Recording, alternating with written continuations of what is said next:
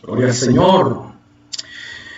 Bueno, damos un cordial saludo a todos los amigos, a todos los hermanos que nos están acompañando una vez más en esta noche en De Frente a la Biblia. Hoy estamos en la emisión número 3 de este espacio, de este programa titulado, reitero, De Frente a la Biblia. El propósito de este espacio es dar respuesta a múltiples interrogantes, a muchas preguntas que durante la semana están haciendo ustedes. Ustedes están haciendo estas preguntas, la iglesia, personas que conozco en la calle y gente que nos escribe por correo electrónico en el interno. Nos está escribiendo constantemente muchas preguntas. Tenemos más de 100 ahorita ya en la lista y trataremos de responder cada sábado a partir de las 8 de la noche de manera directa tus preguntas y tus inquietudes acerca de la Biblia. El propósito es que puedas escribirnos, puedas hacer un comentario de algo que te gustaría saber, comprender o profundizar en el conocimiento bíblico. Y cada sábado, a partir de las 8 de la noche, estaremos en un espacio de 30 minutos para explicar, para responder y para dar luz a todas estas inquietudes que hay. Me gustaría que todos ustedes que están ahorita ingresando, que están entrando a la sintonía, me pudieras colocar un comentario, decirme de dónde te conectas. Si estás recibiendo bien el audio, puedes dar un like o colocar un corazoncito, un me gusta, una carita feliz, para saber que estás recibiendo correctamente la señal y que tienes un excelente audio. Quiero recordarles también que si por algún motivo no estás en la transmisión en directo y te conectas después en el diferido, también puedes escribir tus comentarios, dejar tus preguntas y con la ayuda de Dios durante la semana estaremos haciendo un material editado de video o preparando el material para responder en la próxima semana, es decir, dentro de 8 días en De Frente a la Biblia. Mi nombre, para los que no me conocen, soy Norberto Díaz Granados, soy teólogo, sirvo en enseñanza y instrucción bíblica por un poco más de 20 años y gracias a Dios hoy trabajo y soy catedrático en arqueología bíblica con la Sociedad Bíblica Iberoamericana de Barcelona, España. Doy estas pautas y doy estas credenciales para que tú, mi amigo, puedas saber y tener la certeza de que vamos a estar hablando de cosas de las que tenemos conocimiento, de las que tenemos pruebas, de las que tenemos evidencias científicas y que tenemos plena certeza de las respuestas de lo que estamos dando y de lo que estamos anunciando. No es más por ahora. Te recuerdo, si me escuchas fuerte y claro, dale ahí, toca el botoncito de me gusta, deja un comentario para saber que estás allí. Y si tienes alguna inquietud o alguna pregunta, pues perfectamente puedes escribirla y trataremos de responderla durante la emisión de este programa. Hoy, De Frente a la Biblia, emisión número 3 en De Frente a la Biblia. Vamos a continuar. Entonces, en esta noche, bueno, parece que hay alguien que quiere conectarse directamente, quiere estar allí en la sintonía, pero pues, no podemos responder llamadas en vivo. Lo que necesitamos es que escribas. Mi amiga, mi hermana que estás comunicándote, no podemos responder una llamada en vivo. Lo que necesitamos hacer o lo que necesitas hacer es escribir en el comentario. Ahí abajito escribe en los comentarios tu pregunta, deja tu saludo, pero ahorita no podemos hacer una emisión en vivo con tu pregunta, sino que la escribas, por favor. Gracias por ponerte en contacto, pero necesitamos realmente es que des tu comentario para poder dar respuesta si tenemos tiempo en esta noche. Hoy tenemos algunas preguntas especiales. Tenemos algunas preguntas muy buenas. Voy a estar mencionándolas para poder entrar en esta noche en materia. El tiempo se pasa volando, no tenemos mucho espacio y queremos avanzar lo antes posible. De Frente a la Biblia, todos los sábados a partir de las 8 de la noche. Todos los sábados a partir de las 8 de la noche. Y vamos con la primera pregunta. Esta primera pregunta nos llega desde... bueno, primero quiero dar un saludo especial a nuestra hermana Mariposa Azul Arpano, que está comunicándose, que está reportando su sintonía desde Coahuila, en Piedras Negras, México. Un saludo especial a mi hermana, que está ahí escribiendo, que está dando el hola a todo el grupo que está conectado allí, ahorita allí en esta emisión en vivo. La primera pregunta, esta sí, nos llega desde Santiago de Chile. La está haciendo nuestra hermana Ingrid Fuente Alba. Desde Santiago de Chile, nuestra hermana Ingrid Fuente Alba hace esta pregunta. ¿La salvación es por obras o por gracia?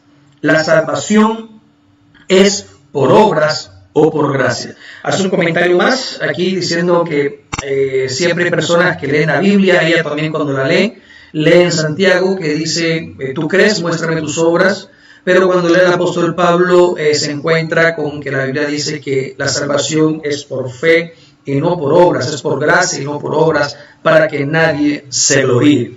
Entonces la segunda pregunta que hace Ingrid, ¿sí? Ingrid Fuente Alba, la segunda pregunta es, ¿por qué se contradicen entonces Pablo y Santiago? Bueno, gracias Ingrid desde Santiago de Chile por tu pregunta, muy interesante. Bueno, trataré de responderla con la mayor sencillez posible para no complicarlo tanto. Vamos a tratar de responder esto con la mayor sencillez posible. Realmente es una pregunta que ha traído de cabeza por muchos años a los teólogos, ha traído de cabeza por muchos años a los pastores, a los ministros. Se han levantado cualquier cantidad de conjeturas, cualquier cantidad de escuelas de pensamiento bíblico en torno a esto.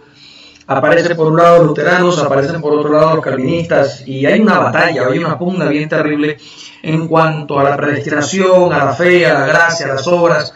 Y bueno, y aparecen también los mesianistas o los mesiánicos o los judeomesiánicos que afirman que la iglesia debe guardar también y hacer las obras de la ley para poder cumplir la escritura y poder alcanzar la salvación en el Mesías. Esta es una pregunta que nos plantea Ingrid desde Santiago de Chile. Como digo, ha traído de cabeza a mucha gente por muchos años, pero la respuesta es sencilla. Lo primero que tenemos que hacer, y no solo con esta inquietud, sino con todas las preguntas que hay acerca de la Biblia, cuando estamos leyendo las Escrituras, lo primero que tenemos que hacer realmente es ponernos de frente a la Biblia.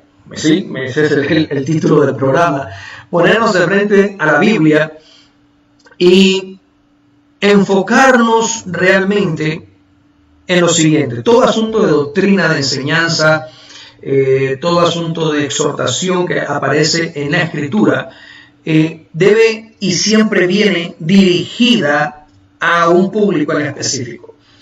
Si bien es cierto, toda la Escritura es útil para enseñar, para redarguir, para corregir, para instruir en justicia, toda la Escritura es útil para eso. También es cierto que no toda la Escritura ha sido inspirada para toda la humanidad en general o para toda la creación en general. Hay porciones de la Escritura en donde Dios le habla, por ejemplo, Dios le habla a los ángeles. Hay porciones de la Escritura en donde Dios le habla a la naturaleza. Hay porciones de la Escritura donde Dios le habla a la humanidad en general. Hay partes de la Biblia donde Dios solamente le habla a Israel. Hay partes de la Biblia que están dirigidas siempre a un grupo o a una persona en específico. Y a pesar de que toda la Escritura es inspirada por Dios y me es útil para yo aprender, ser instruido, ser corregido, crecer, avanzar, tengo que entender que no todo el mensaje tácita y literalmente está dirigido a mí.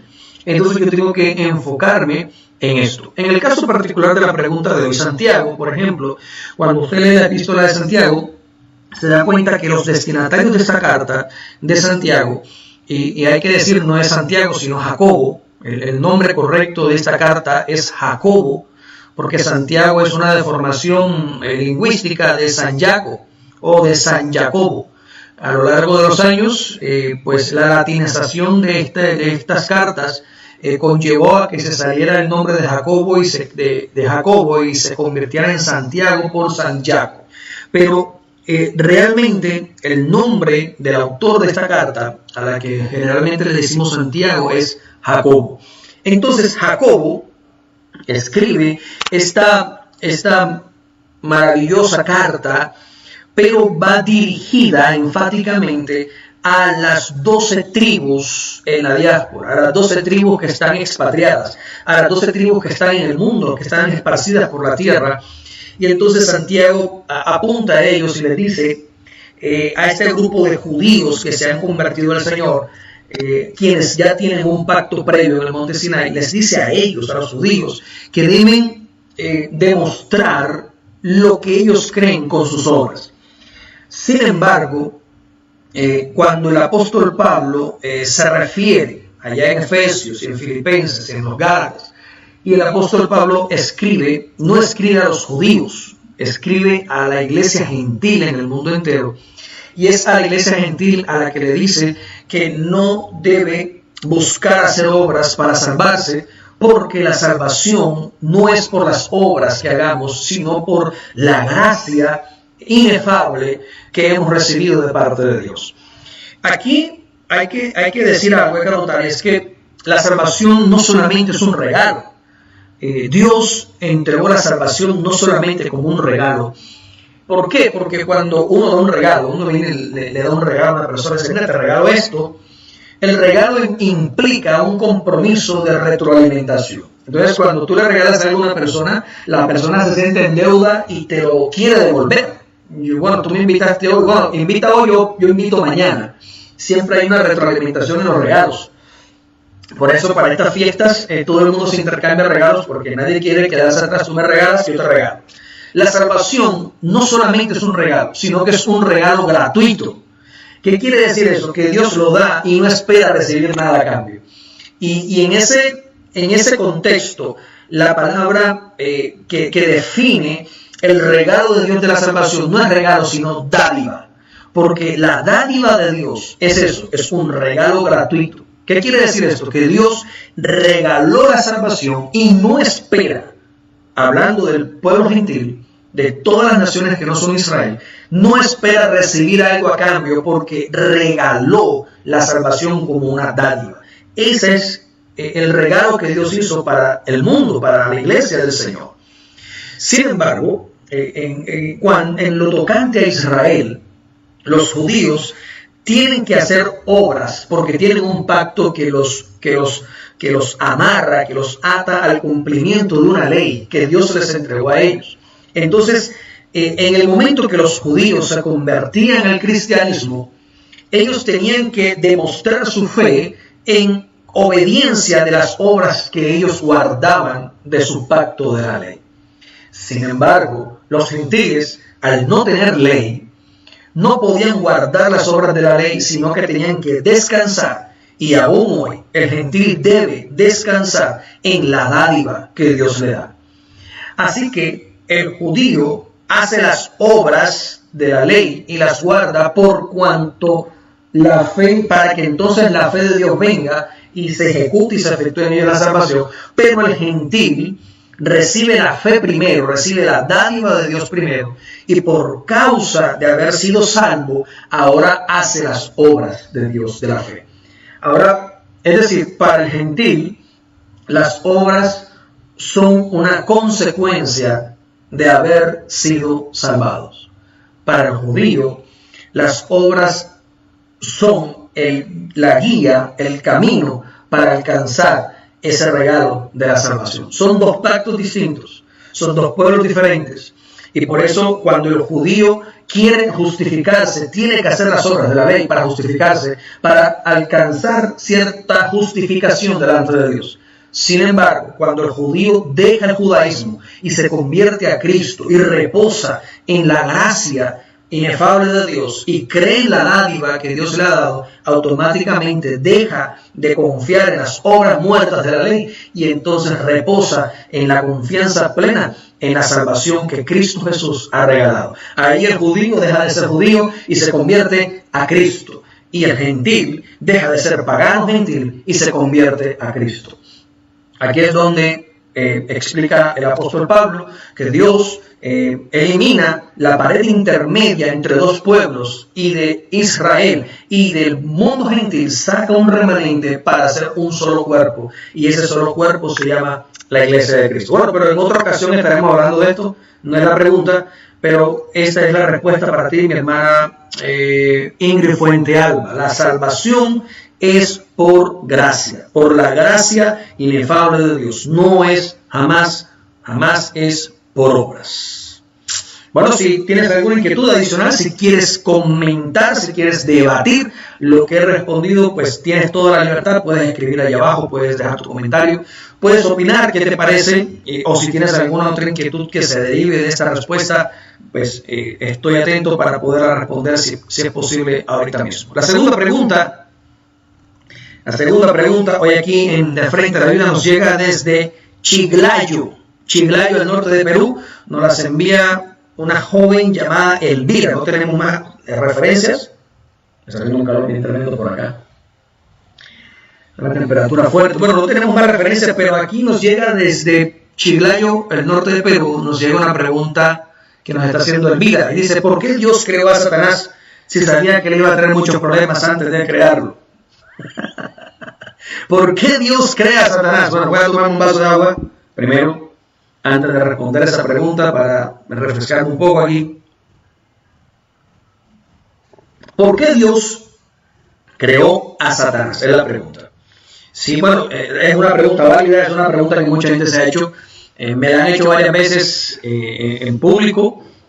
Hoy pues aprovecho para responderla aquí con todos ustedes, mis amigos, que están ahorita en sintonía aquí en De Frente a la Biblia por Facebook Live. Bueno, es una pregunta difícil, claro que sí. Lo que se entiende es que Dios, siendo un ser bueno, santo y justo, ¿cómo es posible que Él soporte la existencia del mal, la tolere? Si bien es bien sabido por todos nosotros de que hay realmente un par de fuerzas gigantescas en el universo, el bien y el mal. Pero ¿por qué Dios creó el mal? Es la pregunta. ¿Por qué Dios crea a Satanás sabiendo que iba a ser malo? Pues la respuesta es la siguiente.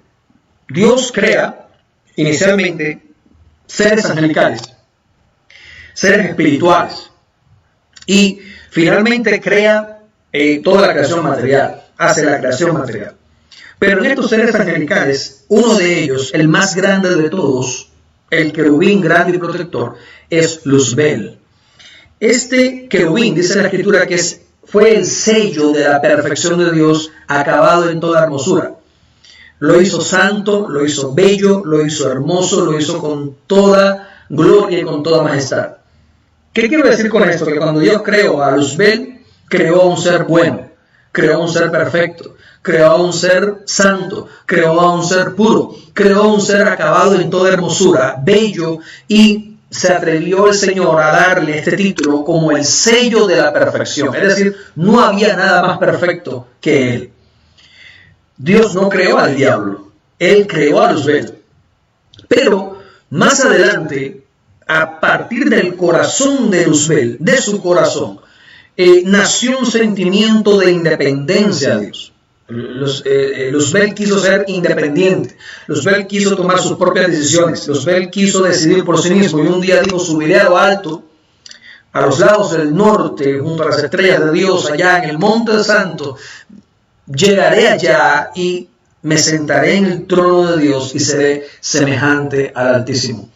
Y allá el profeta Isaías y el profeta Ezequiel, en el capítulo 14 de Isaías 14:28, y en correspondencia o en Ezequiel 28:14. Le regalo estas dos citas porque son fáciles de aprender. Isaías 14:28 y Ezequiel 28:14. Es el mismo número, inviértanlo, Isaías y Ezequiel. En estos dos pasajes, Dios habla de la creación hermosa que fue Luzbel y cómo era el sello de la perfección. Y luego en Ezequiel dice: hasta el día que se halló en ti maldad. Y esa maldad que nació, que emanó, que brotó del corazón de Luzbel, no fue creada por Dios, fluyó de él mismo. Su corazón, al desear ser independiente a Dios, al desear no tener gobierno sobre él, al querer ser Dios mismo, al querer ser adorado, al querer recibir gloria, en su corazón fluyó la maldad, y esa maldad lo consumió desde adentro hasta afuera.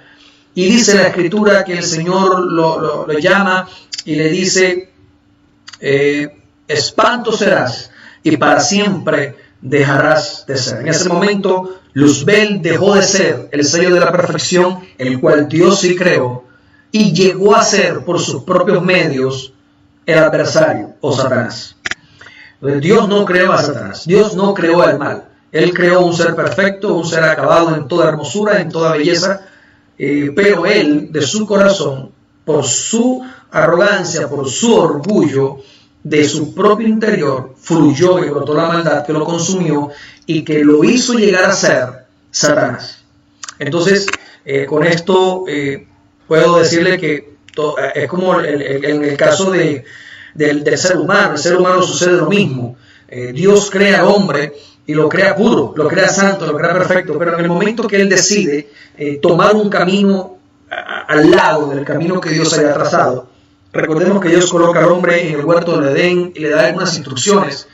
El hombre solo tenía que caminar por ese sendero, pero él sintió en su corazón el deseo de independencia también. Él quiso ser igual a Dios. Esa fue la trampa, la misma trampa, lo mismo que nació en el corazón de Satanás, de Luzbel, inicialmente. Es lo que Satanás ahora, ya como un ser caído, como un ser sin nombre, sin identidad, le coloca la trampa a Eva, y Eva decide comer. En el momento que Eva y Adán se hacen independientes a la voluntad de Dios, obligatoriamente se halla en ellos la maldad y se hacen independientes a Dios y se convierten por ende en esclavos de Satanás. Con esto termino. No hay términos medios: obedecemos a Dios o obedecemos al diablo. No hay términos medios. Hay gente que dice, por lo menos hay muchos ateos que dicen, no, yo no creo en Dios y no creo en el diablo. No, si no crees en Dios, crees en el diablo. Punto. No hay nada que hacer. Solamente hay dos bandos y hay que estar realmente del lado del bando ganador. Entonces, para resumir, Dios no creó a Satanás. Satanás fue la creación, el fruto, el producto del deseo de independencia y del orgullo que nació en el corazón del sello de la perfección, del querubín grande y protector, que fue en su momento Luzbel. De él fluyó la maldad y él llegó a ser, él mismo se convirtió en Satanás. Número 3. Tenemos una tercera pregunta desde Nueva York, Estados Unidos, Nueva York. Nuestro hermano Wilman Cera Hernández. Wilman Cera nos está preguntando desde Nueva York lo siguiente. Tengo una inquietud con relación al ladrón que fue crucificado junto a Jesús y que lo reconoció como justo. Él no tuvo tiempo de bautizarse. ¿El concepto de salvación opera diferente? Gracias. Gracias, mi hermano Wilman, por tu pregunta. Sí, esto es otra de los sigmas que tiene al pueblo de Dios dividido entre doctrinas bautistas, anabaptistas, entre doctrinas pentecostales, trinitarios, unitarios, en lo referente al bautismo, si el bautismo es necesario para la salvación. Hay quienes piensan que no, hay quienes piensan que solamente necesito la fe, porque la salvación es por fe. Pero reitero lo que hablábamos en la respuesta de la primera pregunta de nuestra hermana Ingrid, que nos escribe desde Santiago. La fe de Dios en nosotros produce frutos, y esos frutos son la demostración de la fe. El que es gentil y el que es judío pueden recibir la salvación de la dádiva de Dios por gracia. Pero una vez que la salvación se efectúa en mi vida, esa salvación que he recibido comienza a operar un cambio manifestativo de obras de fe. Estas obras de fe son, en primer lugar, la primera obra de la fe es el bautismo. Esto es algo innegable, es incontroversial y es bíblico. No hay una persona que diga, bíblicamente hablando, no hay una persona que diga que cree en Jesús y que no siente en su corazón el deseo de bautizarse. Si no se bautiza es porque sencillamente no cree. Su fe es muerta. Así diga que cree, así diga que el Señor es su Dios, así diga que es la niña de los ojos de Jehová. Puede decir lo que sea, pero una persona que cree en Jesús debe obligatoriamente bautizarse. Número 1, porque es una obra de fe, es un fruto de la fe en Cristo. Número 2, porque es una ordenanza que Jesús dio. Y hacer discípulos bautizándolos en el nombre del Padre y del Hijo y del Espíritu Santo. Mateo 29, 18 al 19. Entonces, si Jesús da la orden del bautizo y el ejemplo en Hechos de los Apóstoles, en todas las cartas apostólicas, el ejemplo de lo primero que hace una persona al creer en Jesús es arrepentirse, y lo siguiente que hace es bautizarse, no veo la razón por la que hoy hayan doctrinas, pastores, predicadores y maestros, teólogos que afirmen que el bautismo no es necesario. Déjenme decirles que están equivocados. El bautismo sí es necesario, sí es obligatorio, porque es una ordenanza bíblica, porque Jesús lo ordenó hacer y porque es un fruto obligado, es el segundo fruto obligado de mi fe. El primero es arrepentirme y el segundo es bautizarme. No hay otro camino.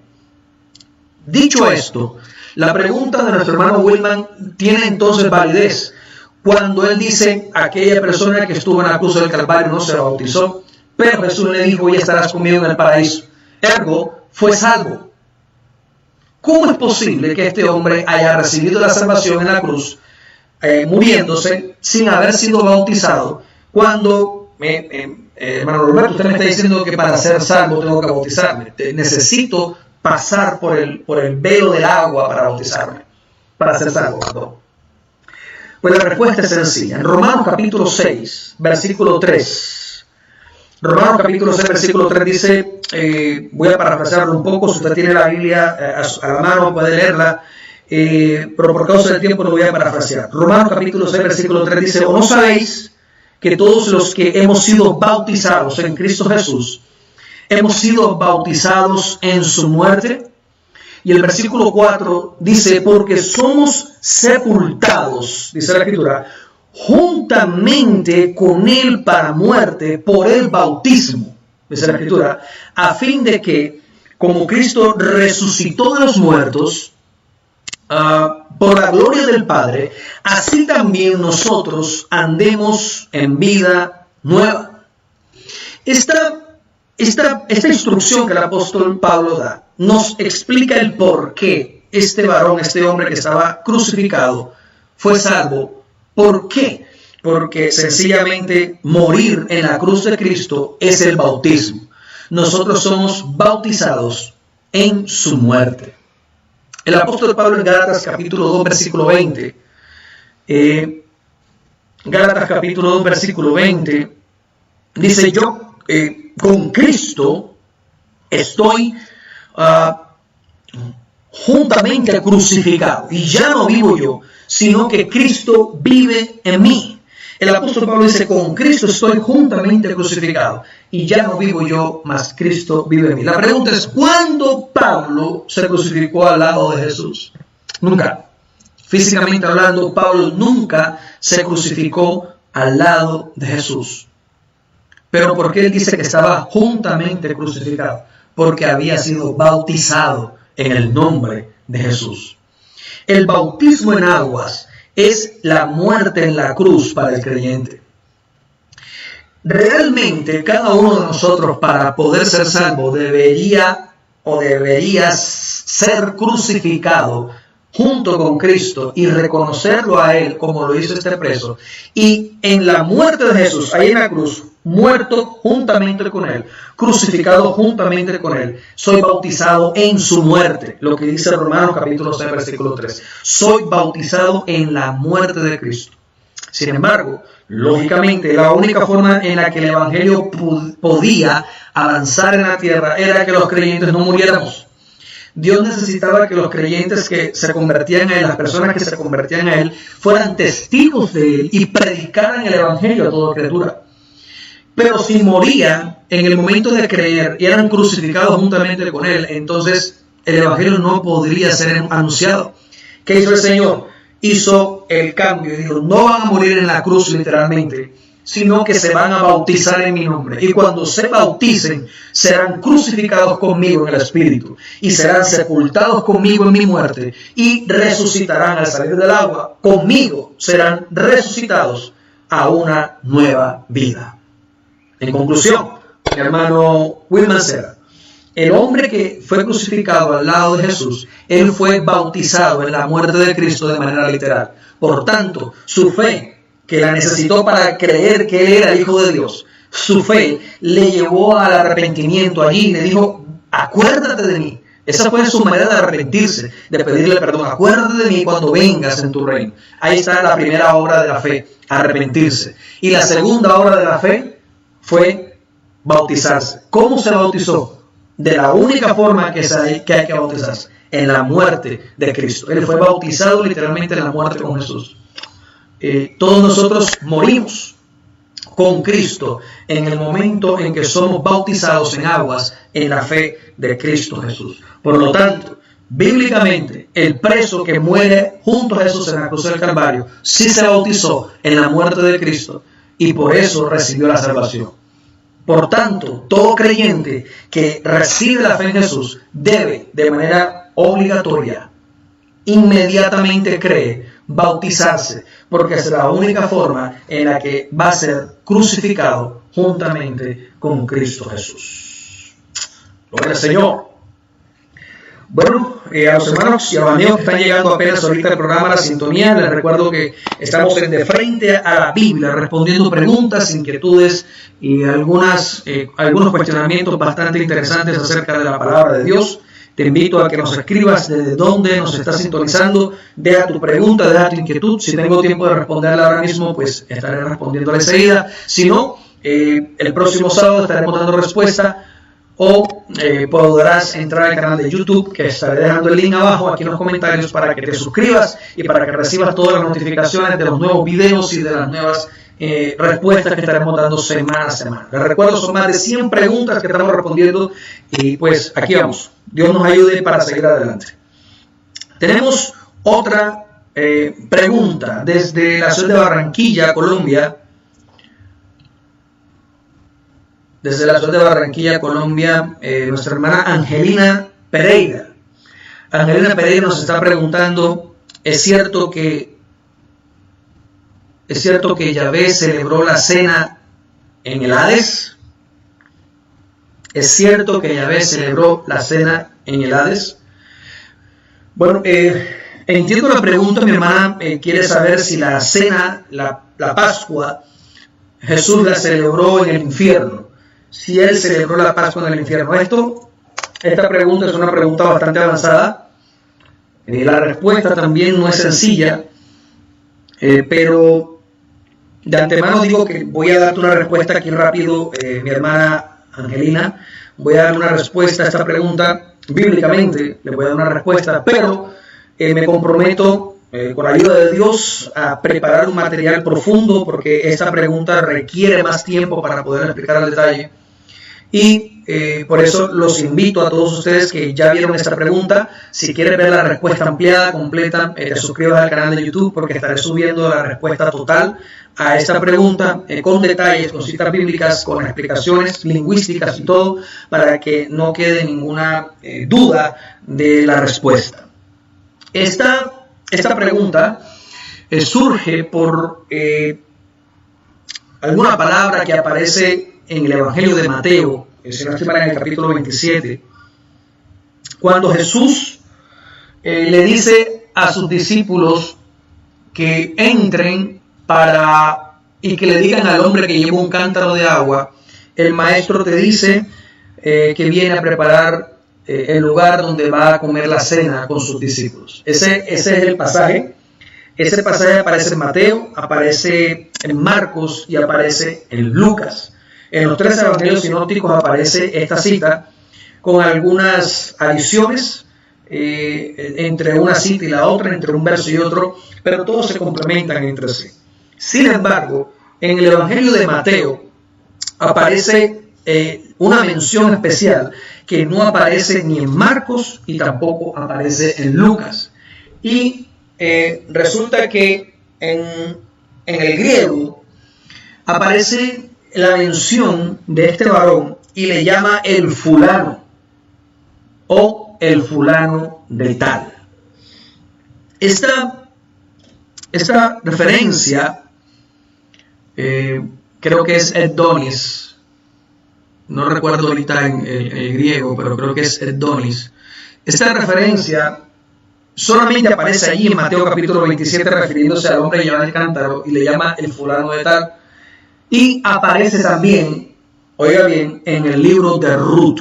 En el libro de Ruth aparece también el fulano de tal, se le menciona así, se escribe así. Y resulta que estas palabras que se utilizan tanto en hebreo como en griego son palabras que lingüísticamente definen a una persona innombrable. Es decir, a alguien a quien no se le desea mencionar.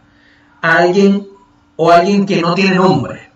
O alguien a quien no queremos mencionar su nombre porque es indeseable. Entonces le decimos, dígale al innombrable que tal cosa.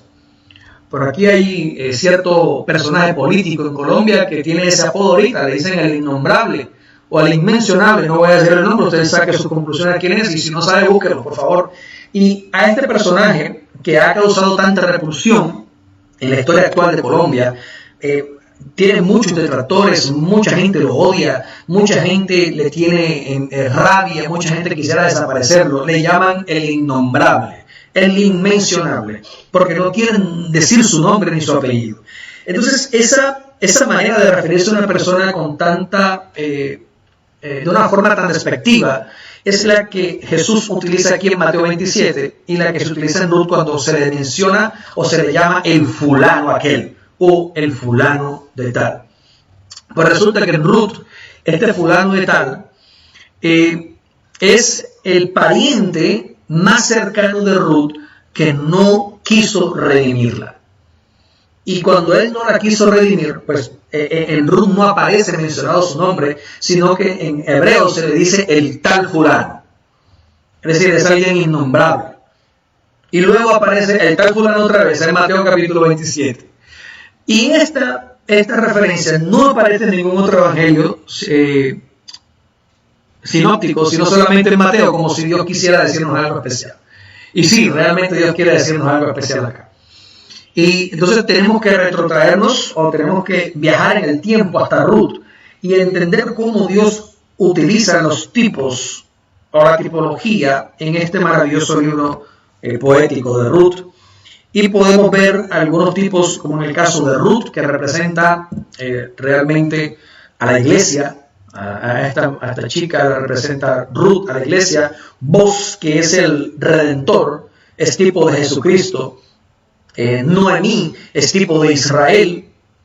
Kelión y Malón, los hijos de Noemí, son tipo de la humanidad enferma y moribunda. Y pues obviamente el fulano de tal, el que no quiso redimir a Ruth para no perder su herencia, es tipo de Satanás. Él es el inmencionable, el que hablábamos ahorita, que espanto serás y para siempre dejarás de ser. El que perdió su identidad cuando salió en el maldad y fue consumido por su ego, por su arrogancia, y Dios lo maldijo y para siempre dejó de ser. Él es el fulano de tal. Él es el que aparece tipificado como el pariente redentor cercano en Ruth, quien no quiso redimir.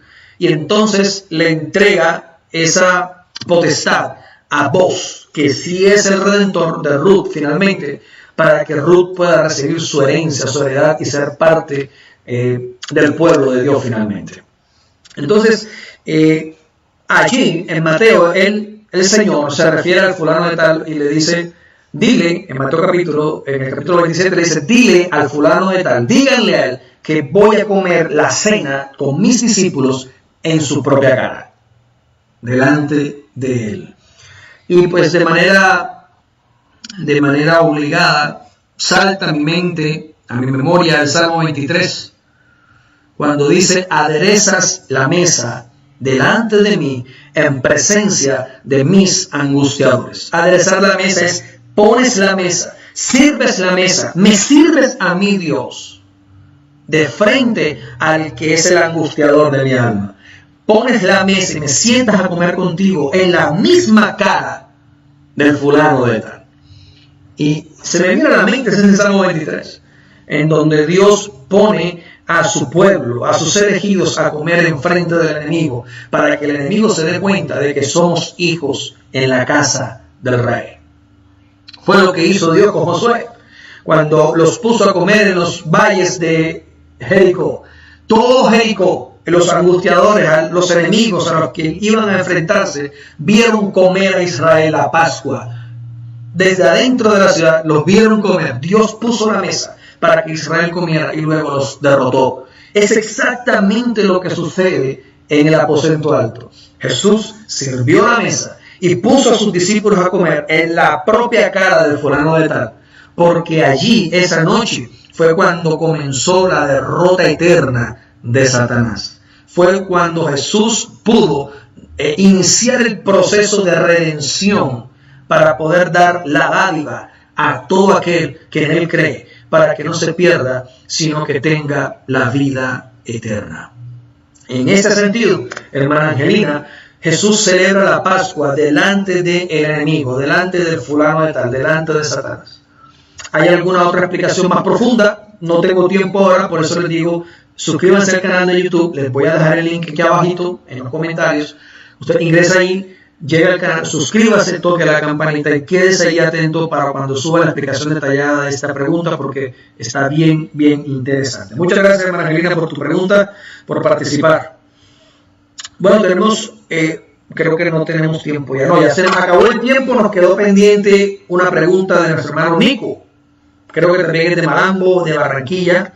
Hermano Nico está haciendo una pregunta: ¿cuál es la bestia y el falso profeta? No voy a tener tiempo de entrar en detalles, pero voy a decir dos cosas solamente. Como les digo, no tengo tiempo para entrar en detalles ahora, pero voy a decir dos cositas solamente.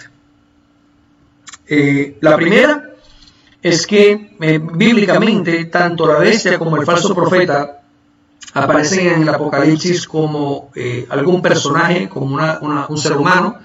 Aparecen como un personaje humano físico, pero hay que entenderlo de una perspectiva mucho más amplia. Y como te digo, Nico, no tengo tiempo para responderte ahora, pero sí me comprometo que el próximo sábado será la primera pregunta que aborde para responderla.